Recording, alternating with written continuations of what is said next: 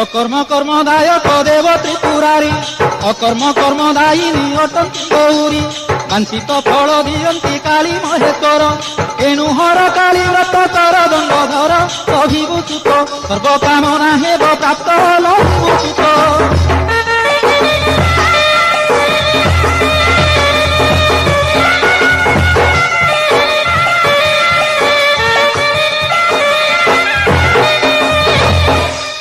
कर जोड़ी पुत्रे राजा त्रिलोचन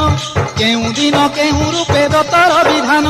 ताहा बुझाई मते कह तपवंत